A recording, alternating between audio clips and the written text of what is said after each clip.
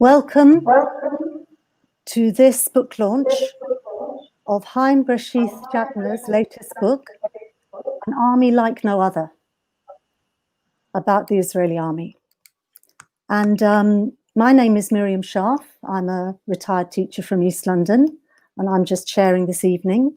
We have a guest, Ronit Lentin, who's a retired associate professor of sociology from Trinity College Dublin, who's written recently on racializing Israeli settler colonialism. And Ronit was born in Palestine and grew up in Israel.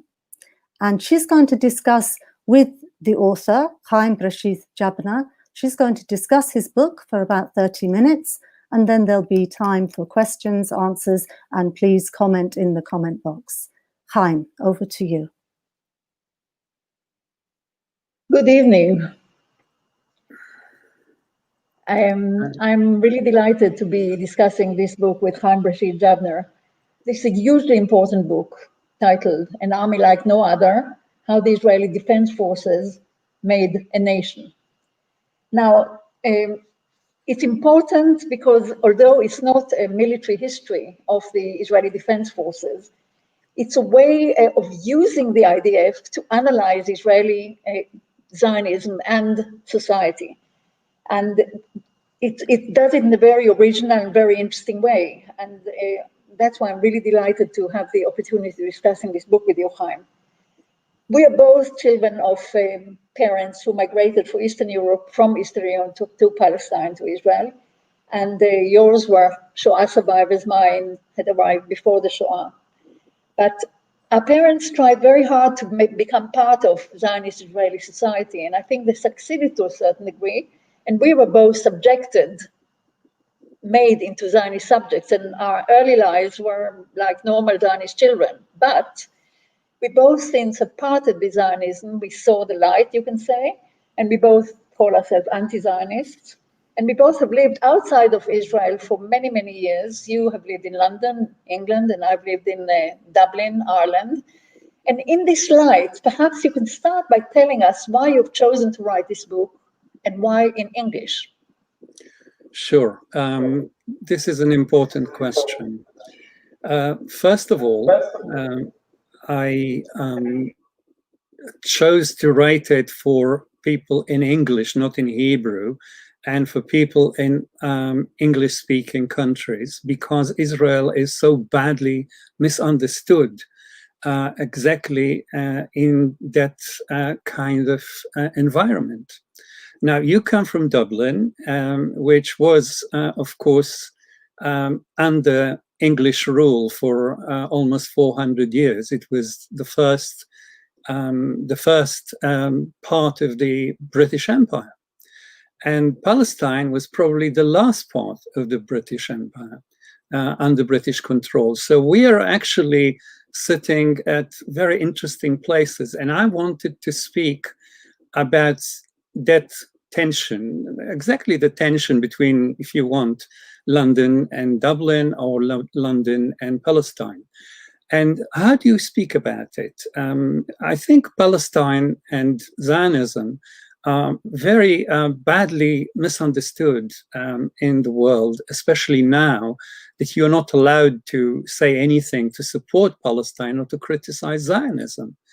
So I thought about it for a long time, and basically you can speak about a society through any part of it. For example, many people spoke about Israel through the kibbutz, but the kibbutz did not ever include even 1% of Jewish Israel. So it wasn't representative in any serious way of Israel, and even less so now. But if you ask most people what they know about Israel, I think 90% will start with the word kibbutz. Now, you can write about other aspects. You can write about religion. You can write about, how Israel treats gay people. Many people who are gay would prefer to speak about that, and Israel prefers to speak about that because it's a good face. I wanted to find the most representative way to speak about Israel. Now, the only organization in Israel which is supported by Jewish Israelis in percentages above the 95 is the IDF. Every time the IDF attacks Gaza or Beirut or anywhere else for that matter, it is supported above 95 or 96% by the Jewish population of Israel, and I suppose by very high percentages in this country and in the United States, though those percentages are now going down. So that's one thing, to choose the most representative and supported organization in Israel. The other reason, of course, is that it's the largest organization in Israel. It's the richest organization in Israel. It's the one in which almost every single adult Jew partakes. It is the most representative because it's a democratic Jewish army. Almost all Jews, almost every single male, and many of the female Jews that reach 18 join the army. So it is the biggest club in Israel. It's the biggest company in Israel. It also controls directly and indirectly the export trade of Israel through the armaments, the military-industrial complex, if you wish. It controls many other parts of the Israeli society, which the book covers, from the universities to the media, the army has a huge interest in book publishing, for example. I'm saying this because I've written a book, the army has many media organs, a number of radio stations since 1948. It has many theatrical troupes. It is the media training, the media training field of Israeli media professionals. So all in all, you could not find, and I'm sure I'm right saying this, you could not find an organization, an institution, a social institution in Israel that is more representative than the army. And this is not understood very easily in Britain or in Ireland, definitely not in the United States or anywhere. And therefore, I wanted to speak about it. But to end, I wanted to say that the Israeli army, and this is the name of the book, Like No Other Army, is not like other armies. The British army, I am not a supporter of, or what it has done in the past in the empire. Though, of course, it fought fascism and all kind of things that I do support. Or I would support if I was alive then. But the British Army is a professional army. You want to join it, you join it. You don't want to join it, you don't join it. If you are in the army, you get a salary, and you are, a public worker in a sense. The American army is similar, and most of the armies in the world are working like that. The Israeli army is an army that you don't have a choice about if you're a Jewish Israeli. You have to join it. And I did join it, unfortunately, because I was not courageous enough to say, send me to jail. I don't want to serve in this army, which I didn't. But other people were more courageous than me and took that important step and refused to serve. So when I'm speaking about my own service in the introduction, I'm exposing people to parts of the story of Israel that they are not aware of. So all in all, it was the best institution I could choose to tell the Israeli story in a very wide-ranging manner. You basically answered my next question, which is why you've chosen the army to analyze Israeli society and politics.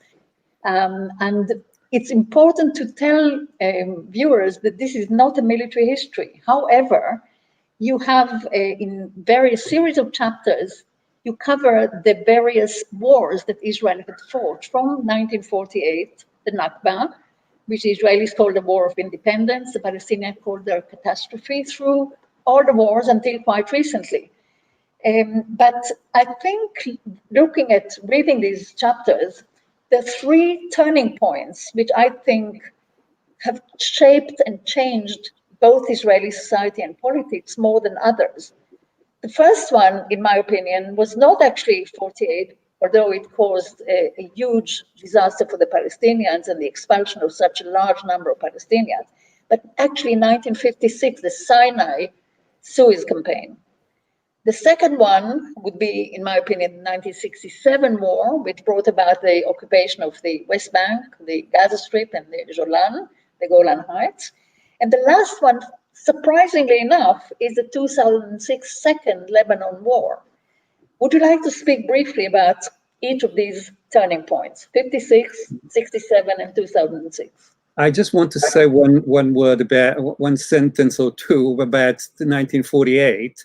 The importance of 1948 is obvious, but most people don't understand one thing about it, that most Israeli males fought in the 1948 war. 120,000 people out of a population of over 600,000. In other words, more than a fifth of the population. If it was happening in Britain, it would be an army of 12 million people. So when Ben-Gurion wanted to build the nation, he based it on the army, because the army was basically every man and many women. And so this was a very, very popular army in 1948. And it was the first institution of the state. Now to 1956, which I think you're totally right, very important war.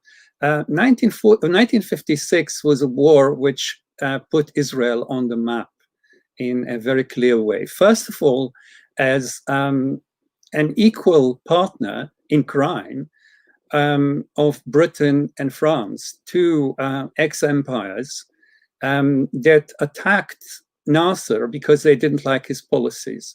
Britain tried to remove Nasser like they removed the Iranian leader who was elected in 1953, and they tried the same trick with Nasser, but it didn't work.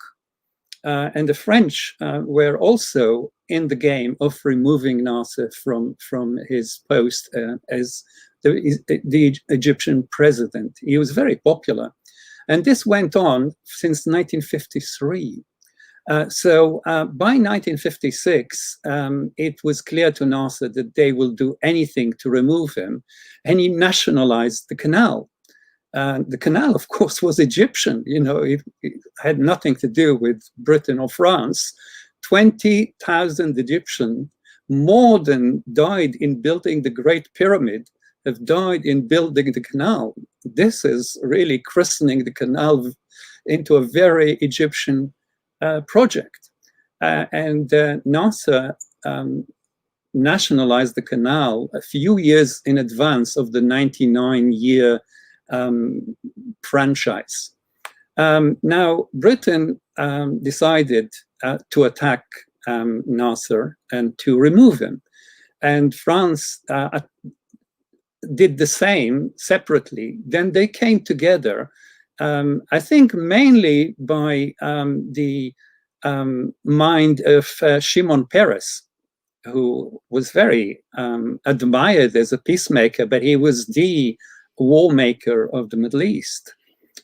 He probably was involved in more wars than any other leader in the Middle East or elsewhere.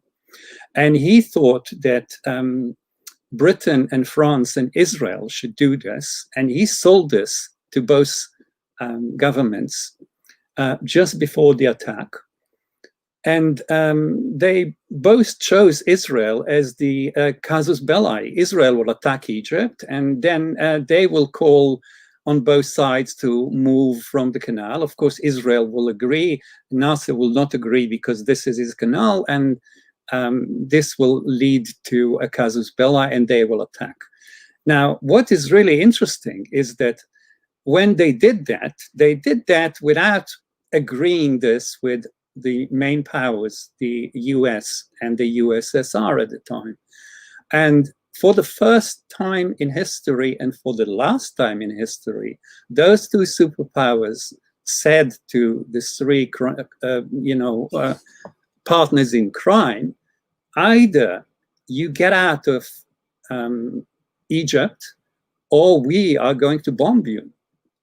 This has never happened since and never happened before.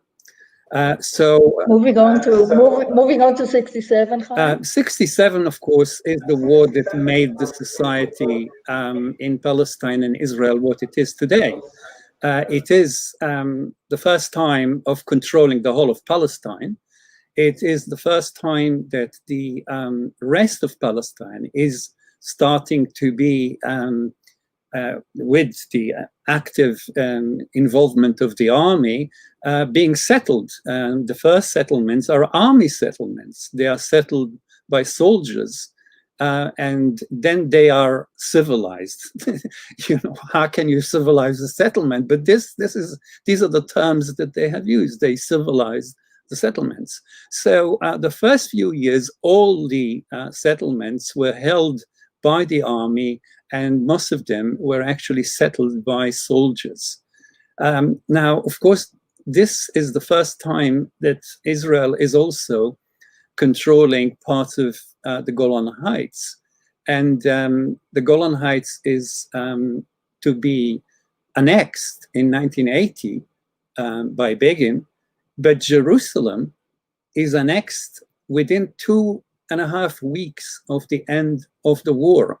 So this was, in a sense, a marking of the process that started of annexation by law, which is illegal, of course, by the UN Charter, and annexation by settlements. Don't get confused about annexation by law being more important, because the more important process is annexation by settlement. You are annexing de facto the area that you settled. And that's what Zionism did even before 1948. So this is the first time that the Israeli army has become also a policing force of the occupation of the whole of Palestine. I'm very aware of time, so could you briefly speak about the Lebanon? Well, the Lebanon and Gaza are basically the war labs of the Israeli army and the Israeli military complex.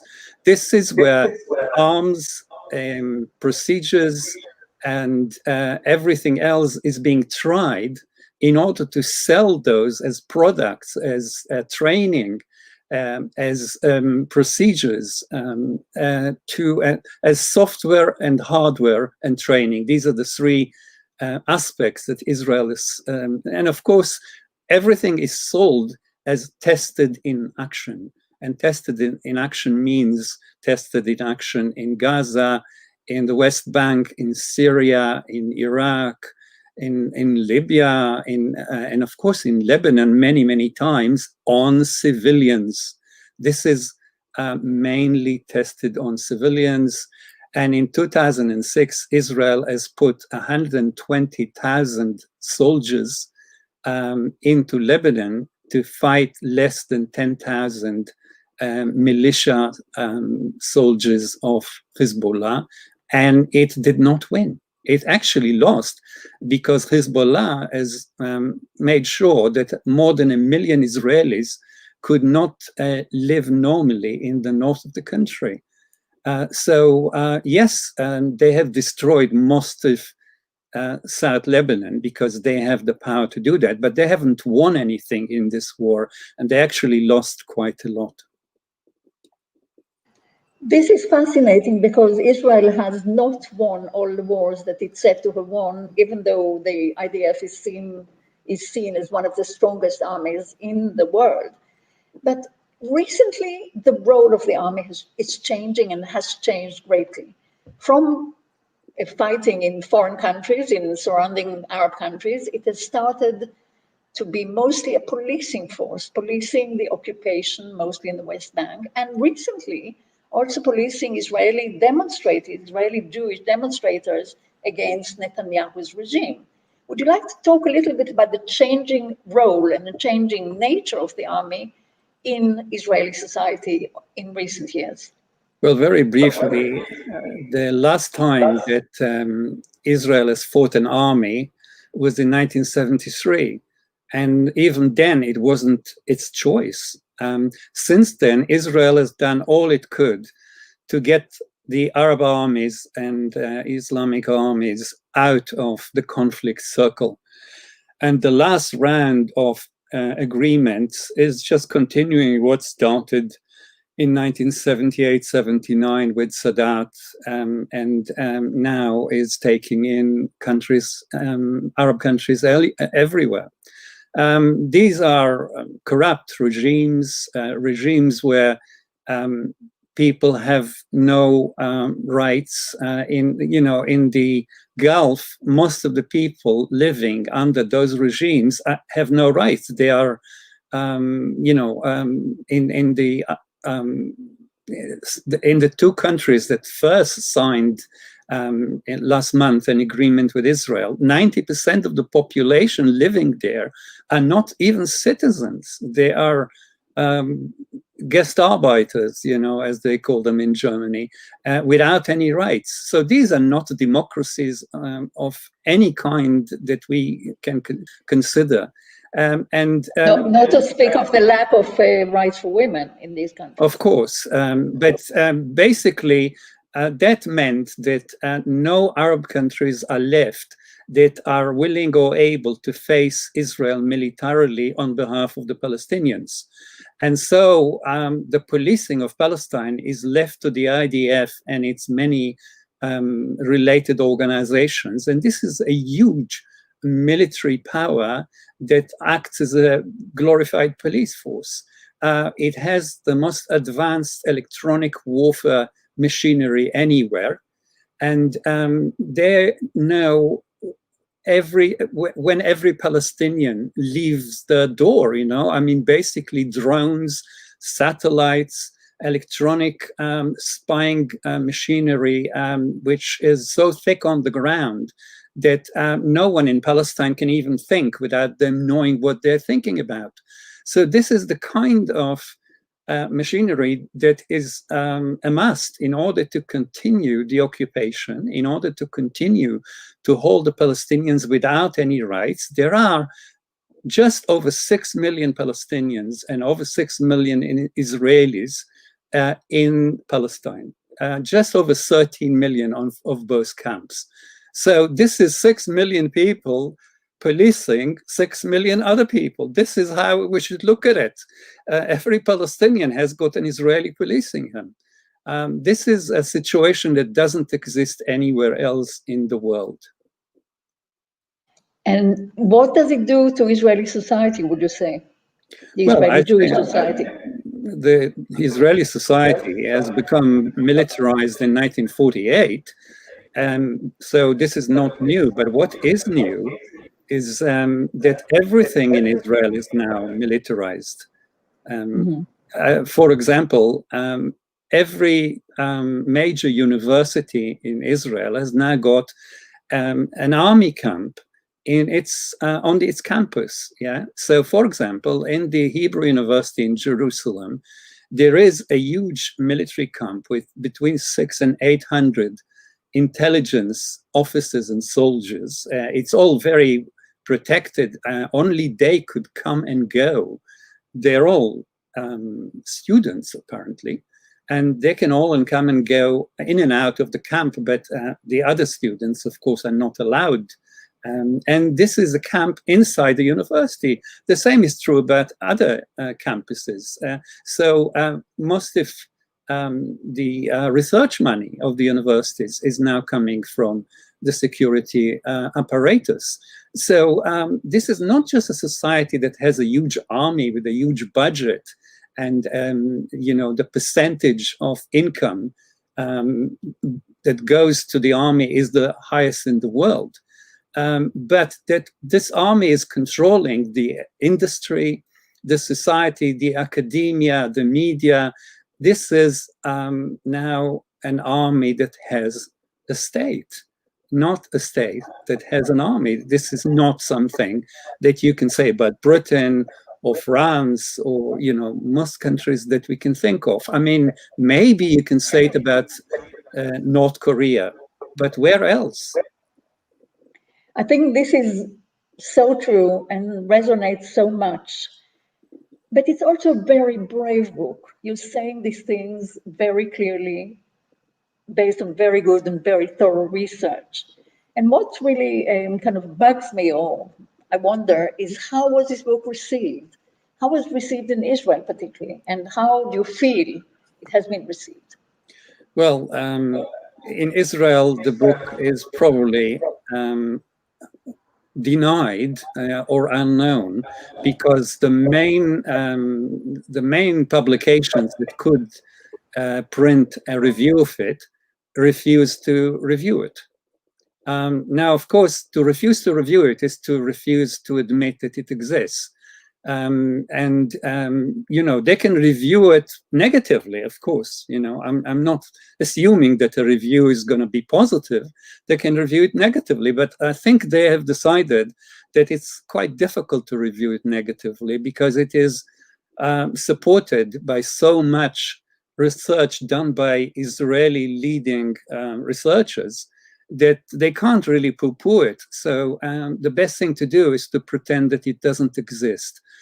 So a number of people normally writing for Haaretz were either refused, to publish about it or refused to write about it. This is something that people know about in Israel. They are not naive. They know that the army is controlling quite a lot. For example, some people in Israel know that 81% of the country is controlled by the army. Just listen to this again. 81% of land in Israel is controlled directly by the army. Now, just think about another country in which this is correct. So a lot of Israelis know about it, but they don't want us to know about it. So that's why, while the book was reviewed positively, mainly, apart from one negative review in London, actually, it was reviewed positively elsewhere. There are no reviews that I know of in Israel, which is interesting. They are pretending to exist. They're pretending the book doesn't exist, and I think that pretense will be blown out of the water in time. People will read it in Israel and will make their own mind about it. You don't expect a translation into Hebrew, I suppose. Sorry, I didn't hear. You don't expect a translation into Hebrew? Well, I don't know who the publisher will be that will take this courageous step. I'm sure that Verso and I will be very pleased if somebody wants to translate it into Hebrew, and I'm, inviting publishers to contact us. If they wish to publish it, we will be very happy. I can't see this happening in the near future. Thank you very much. It was really fascinating discussing with you. I'll pass it over to Miriam now. Thank you, Ronit, and really thank you, Haim. That was just scary and illuminating, and I can't wait to read the book. We've got a few questions. First one from Catherine Murdoch. She asked, what opposition is there from within Israel? Well, there is, I would say, minimal opposition. currently in Israel. Let us not be confused by the fact that there are huge demonstrations against Netanyahu. Netanyahu is liked by Israelis like Americans like Trump. In other words, more than half of the population detests him. But this half of the population, or more of them, who detest Netanyahu, detest him because he is a corrupt politician, not because of his policies towards Palestine, because his policies towards Palestine are popular. And whenever he attacked Gaza, he was very popular. Whenever he attacked Lebanon, he was very popular. So let's not confuse opposition to Netanyahu with opposition to Zionism, to occupation, and to denial of rights. So that's the first thing to say. Secondly, opposition to Zionism is so limited in Israel now that most people that used to say I'm anti-Zionist are now avoiding using this term. Some of them decided to use the term post-Zionist, and others now say that they are not Zionists. But to say that I'm an anti-Zionist is very difficult because it needs courage, because you will be attacked and criticized, and you might lose your job, which a lot of teachers who criticize Israel, found. They lost their jobs talking critically about Israeli policies. Academics are in the same situation. So at the moment, I would say whoever supports BDS, which remember is not a military policy, but a civic, non-violent way of fighting Israeli occupation. Nobody will die, nobody will be hurt, nobody would, lose their job. Basically, BDS, like the opposition to apartheid, is a civic, non-violent tactic against a violent, militarized way of the Israeli apartheid. Yet, very few people in Israel support BDS. There is one group called Boycott from Within, which is very small, but is very courageous, courageous people are making up that group, and they call for a boycott from within. If the size of this group is any mark of opposition, then I suggest to the questioner and to all of us not to hold their breath for changes coming from within in Israel. Like in South Africa, the changes will come from outside, from when most countries will choose to oppose the Israeli apartheid will fall. Thank you, Haim. Actually, the next question on the comment is from John on Twitter, is about BDS.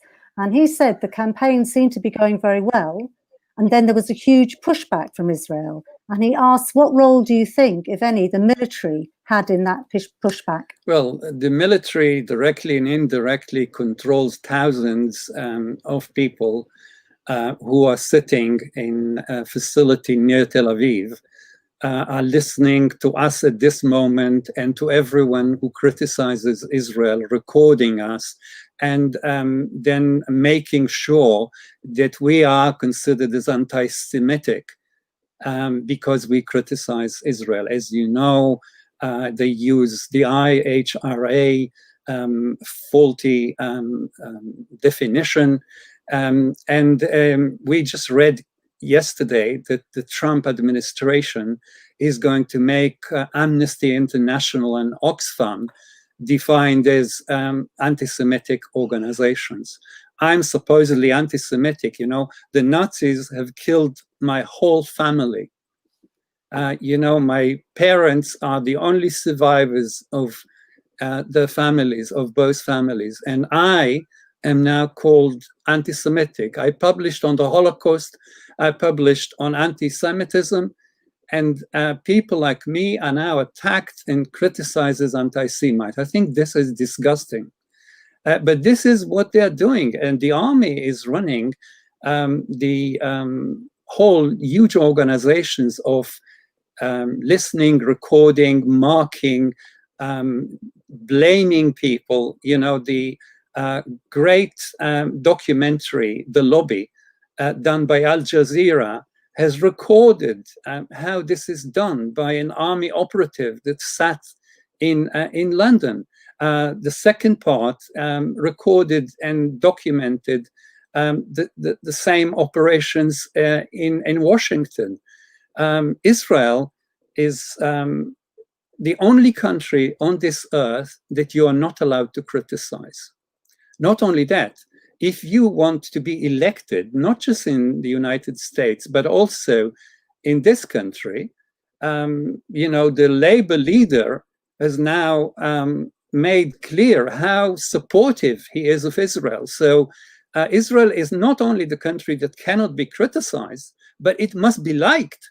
It must be liked when it breaks the international law, and you cannot actually say that it has broken international law. And I'm saying it, and Ronit is saying it, and many of us are saying it, and we will continue to say it, so that, you know, they call us an existential threat to Israel. I think the existential threat to Israel is the apartheid regime. This is what actually is threatening the continuation of Israeli society. Can I add one thing, that although Ireland is sympathetic to Palestine, both civil society, but also the government to a degree, Israel manages to garner sympathy through exporting armaments and security systems. And therefore, the Irish government has not allowed a law that outlaws buying products from the occupied territories, because it's business. Israel means good business. Israel sells stuff that other countries want. And among these other countries, as Haim has documented in his book and other people have written about, are lots of dictatorial regimes, from Rwanda through Serbia, through Myanmar, through Congo, and most recently Azerbaijan. As we speak, they're using cluster bombs made in Israel, in Azerbaijan, against the Armenians in Nagorno-Karabakh. So Israel is kind of inculcated itself into the world economy in ways which are very hard to disentangle, despite all the things that people like Haim say and other anti-Zionists and non-Zionists say. In the book, I cover 135 countries that Israel is selling arms to. And those 135 countries, around 80% of the countries members in the UN. And these are the countries we know about. They may well sell to some of the others, but it remained a secret. Those countries are not in a position to criticize Israel because they don't want to put that supply in jeopardy. And I'm talking about from Pinochet to Modi in the book.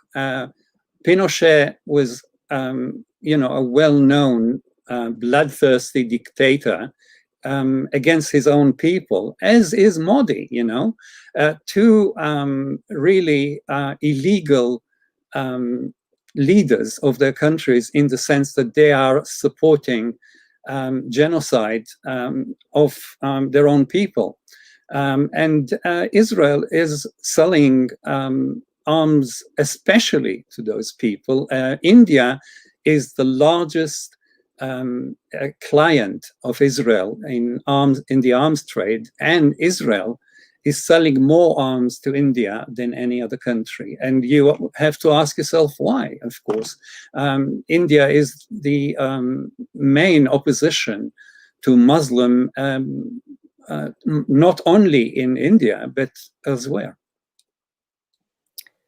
Yeah, it is. And I seem to remember that also Israel sold arms to South Africa when the rest of the world was succeeded in boycotting South Africa, which was a shock to me.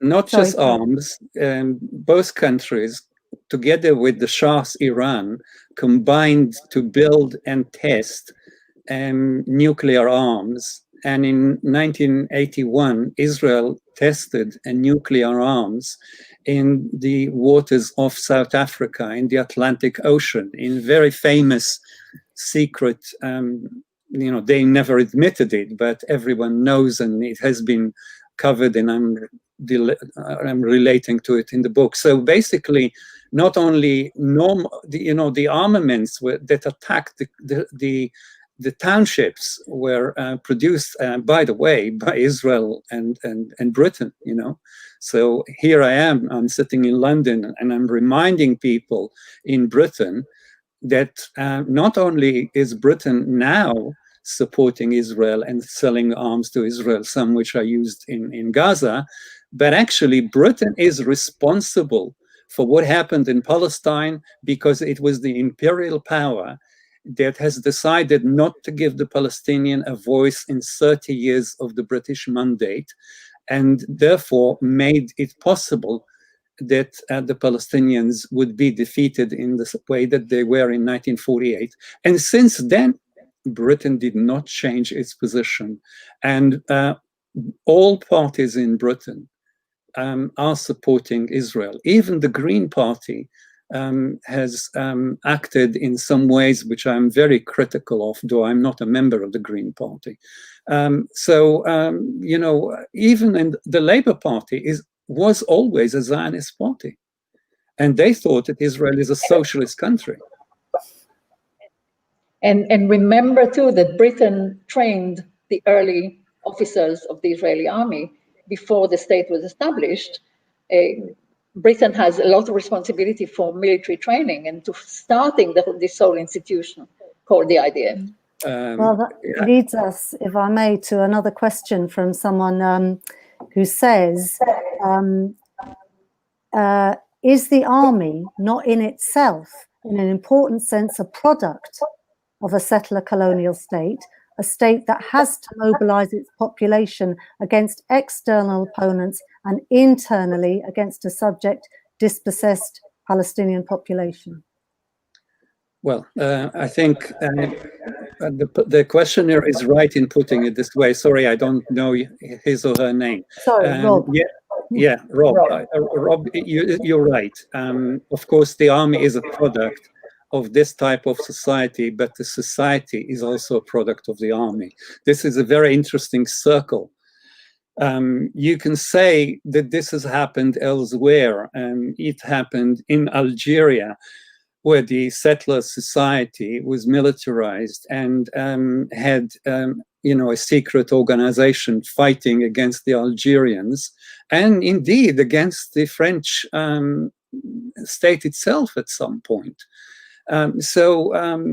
Societies like that are very complex, and Israel is the most complex one because it's the most modern one. Remember that settler societies ran out of steam in the beginning of the 20th century, exactly when Zionism is starting to build a settler colonial society in Palestine. So this was an idea whose time is past already, and it was criticized everywhere. But Britain supported this and supported militarily, and without the Zionist military organizations, Britain could not have suppressed the Palestinian population between 1936 and 1939, the so-called Arab Rebellion against the mandate.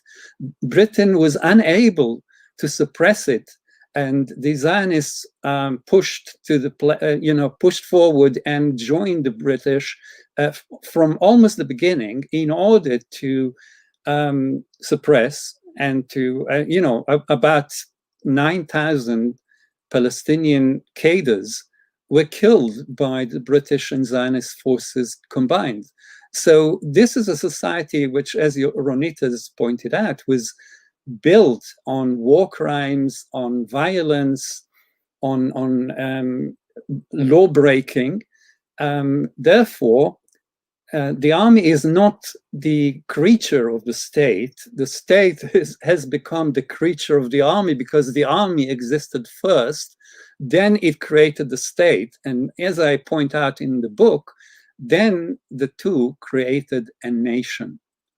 So this is not usual. It hasn't happened elsewhere. It is unique. And therefore, Israel is very difficult to compare to other countries. You can't compare it to South Africa.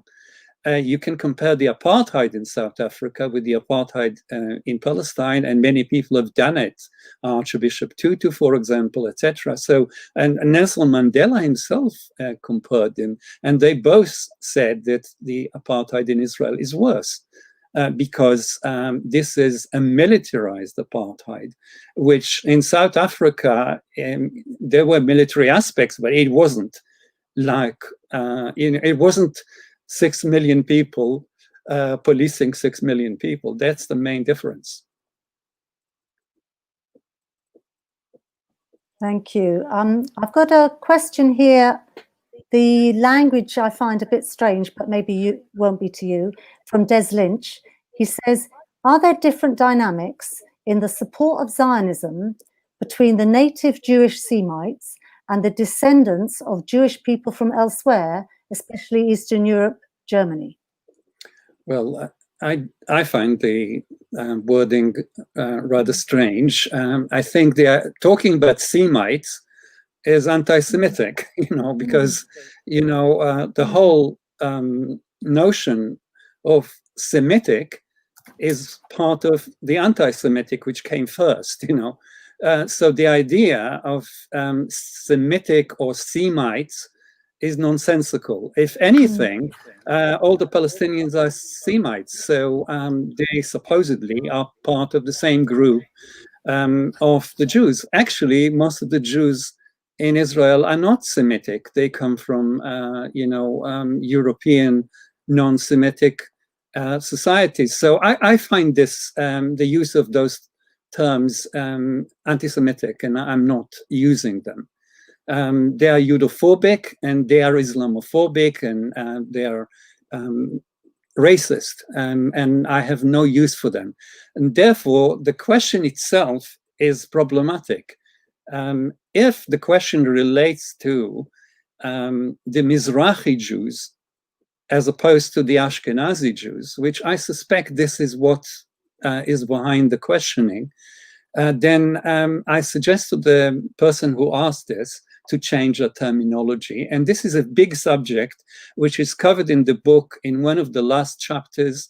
And I don't think I have time to speak about it at length, but just to say that Israeli apartheid is not just against the Palestinians. Israeli racism is not just against the Palestinians. It started against the Mizrahi Jews. There was and still is racism against the Mizrahi Jews. There was and still is racism against Black Jews. There was and still is racism even against Jews that came from Russia. So Israel, if you want, is a circus, is a racist circus where different tribes are allowed to express their racist sentiment against other tribes. And of course, all the Jewish tribes are allowed and assisted in their racism against the Palestinians and other Arabs, and of course, the Iranians and so on. I think that's what it is. It's a racist circus. Thank you. I mean, I was uncomfortable reading it out, and I'm really grateful you answered it the way you did, Haim. I wanted to ask a question myself, if I may. You said something which did surprise me. You said 81% of land in Israel is controlled by the army. So I was going to ask you, what is the relationship with the Jewish National Fund? Because I thought that they were huge owners of land in Israel. The Jewish National Fund and the Israel, Israel Land Authority control between them most of the land of Palestine, Israel, almost 100%. They gave their ownership rights to the army at different points. So people thought, whoever knew about it, because at the time it was secret, people thought that this is just symbolic. And it was done in order to allow the army control, supposedly, of, fire areas, areas where you can shoot and control all the territories as a fire area. But I don't think there is another country in the world where the army, any army, controls 80% of the land. So this was discovered about 3 years ago by a very,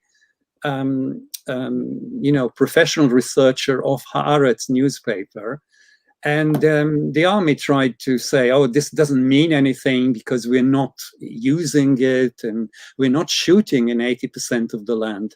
But basically, they have not answered the simple question you asked now: why is the army controlling 80% of the land? And one of the reasons is, for example, that a lot of the Palestinians in 1948 were taken by army units and out of their homes and placed in empty areas of Palestine, Israel, in 1948. And for example, there is a famous place called Khiran that was, done in the same way. And Khiran tried to build a town where they were living about 100 times, and about 100 times the army destroyed it. And this is only one community like this. There are more than 100 communities like this on those 80% of the land, of Bedouins, of others, of Palestinians, of different groups. And of course, when the army controls 80% of Israel and 100% of Palestine, it can do what it likes, and it can do what it needs, which is to get Palestinians off the land, whatever side of the wall we are discussing. And this is the main thing. The main thing is, and the main job of Zionism is not just to control the land, because they control the land now since 1967, but to make sure that they can remove as many Palestinians as possible. And every opportunity is used. And so the army needs to control the land, and it does. Okay, so we are getting to the last part, though hopefully it's time for a couple more questions. Annie on Twitter says, could you say how you see the future? What are the prospects for change? And what is the agencies that can bring that about? Well, the agencies that can bring it about are all of us. But before that, I want to say that I'm not optimistic. I'm not optimistic because most governments today are not democratic. You can say, I think, without even much statistical error, that the only governments on this earth which are democratic are run by women at the moment. I don't know others that are democratic in any way. I don't live in a democracy. Britain is not a democracy. The COVID crisis have proven it more than anywhere before. The United States is a joke. It is not a democracy. It doesn't matter who is elected in the next month. And even the rest of Europe is less democratic than it ever was. And there are more proto-fascist and fascist countries now than there were in the period of the 30s and 40s. And that is an achievement, you have to admit. So as long as countries are not democratic, it's their populations, most of which support Palestine, because they realize that the Palestinians are like them, and they have the rights denied since the beginning of the 20th century by the powers of the British and others. So if you ask populations, like if you ask the British population, people did a poll a whole number of times about this. Most people think that the Palestinians should have rights like the rest of us. Otherwise, how do you justify that they don't have rights? And they don't justify apartheid.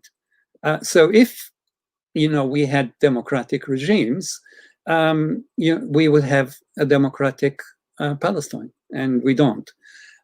Now, without changing the nature of societies, not one society in Israel, but all the societies elsewhere, Israel will not change into a democratic Palestine for all. How was it done in South Africa? And I am not arguing that South Africa is an ideal model, because racism in South Africa is not going away. The whites are more powerful than the blacks. The ANC is not a democratic force in the way that it should have been, and that it was during the struggle. But apartheid was officially finished. How was it done? It was done by millions of people everywhere. Millions of people all over the world, probably hundreds of millions at the height of this process, saying, enough is enough. We cannot support a world in which Black people are treated like second or third class citizens or non-citizens. Now, we need to bring about a situation like that with Palestine. And that's very difficult because our governments, I'm saying our governments, because anyone listening to this debate is probably living in one of those countries, and their government is supporting Israel, is probably arming Israel, buying arms from Israel, etc. So the first thing that needs to happen is that we have to make our own societies more democratic, so that they can actually take the real step towards making Zionism a thing of the past and making its racism a thing of the past. I don't see any other way in which this can happen. It will not happen because 20 people in Israel are courageous and will change the society. It is not going to take place. I'm sorry that my message is not, a ringing and optimistic one, but I think it's very important to know what we're facing. I'd like to quote back at you from a recent discussion where you actually said you are working with Jews, many Jews, to how you can live in equality with Palestinians, in equality and peace. And you said it's not a dream because Muslims and Christians and Jews have lived for thousands of years in harmony, and that is not the problem. It is. Of course, it's not a dream. No. It's very difficult because the rest of society has to join us. And this is what we're asking everyone to do. Thank you. I think that is a really good point to end, because we all have that responsibility to fight for Palestine, Palestinians, and for freedom for all of us. Thank you so much, Haim Bresheeth-Zabner. Please read the book. It is fantastic. Ronit Lentin, thank you so much for your contributions and the way that you asked the questions. It's been a fantastic discussion. I've learned a lot. I hope everyone listening has learned a lot. And please go and read the book and spread the word, and freedom for Palestine. Thank you. Thank you, Miriam. Thank you. Thank you, Miriam.